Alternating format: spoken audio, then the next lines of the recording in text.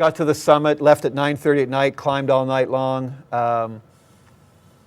Summit at 9:30 in the morning, got the typical pictures, Tibetan prayer flags behind me, the picture of me with the American flag and with the Gamecocks flag because of USC. Took my mitts off only for a minute because of frostbite. But on the way up, the wind had been slapping me in the face all night long, and it caused my eye to be a little irritated. And I got to the top after taking a few of these pictures, and my right eye started to bother me, started to be extremely painful. I adjusted my goggles a few times and didn't quite know what was going on with my eye. Well, I ended up losing sight in my right eye on the top. We don't know if it was the altitude, the irritation from the night before, but when I turned around to leave the summit, all my friends had gone down. I was actually the last person to stand on top of the world last year. We were at the very end of the weather window. They almost didn't let us go for the summit. We were the last team to summit. When we came down, they had pulled up all the tents already. So when I turned around to come down the mountain, everyone had already left the summit. I was blind in my right eye. My left eye was blurry, and now I had to take my first few steps off the top. Well, I'd done my research, and I knew that 80% of people that die on Everest die on the way down because basically you summit on pure adrenaline. You've got nothing left. I had 2 or 3 days prior to that of hardly any sleep, dehydrated, not eating properly. You make it up on adrenaline, and then you turn around to come down, you've got nothing left. And it's just amazing. I mean, it's prayers and family and thoughts of survival that get you down that mountain. I stumbled on the top and everything went into slow motion. I fell for the first time and I wasn't fixed into the lines. And when I fell, I started sliding. And the top of Mount Everest is very, very narrow. It's probably about the size of the stage here. And I slid for a few feet and just lay there and didn't even look up.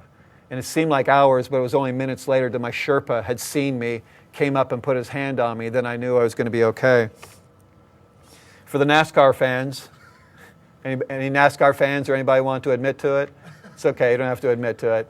I had a blog while I was on Everest for 2 months.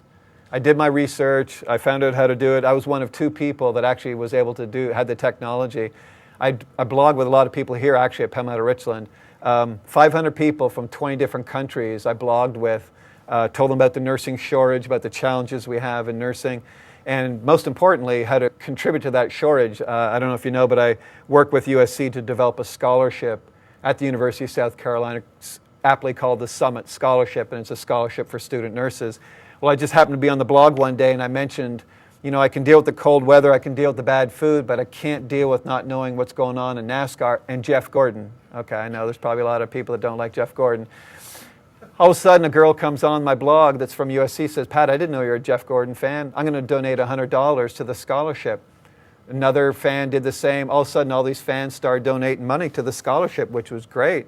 Then I come on and said, you know, I wish I would have had a NASCAR flag to take to the top of the world to show the fan support.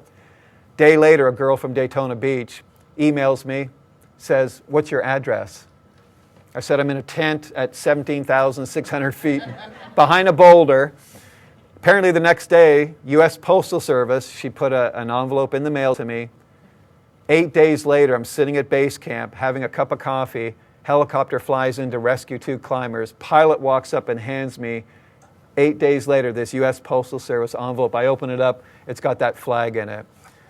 2 days later, I got the call to go to the top of the world. I mean, things happen for a reason. Because of that, it opened a lot of doors of opportunity. I met Jeff Gordon, met Mike Helton, president of NASCAR, Humpy Wheeler, president of Lowe's Motor Speedway, and they're trying to work with me on the scholarship.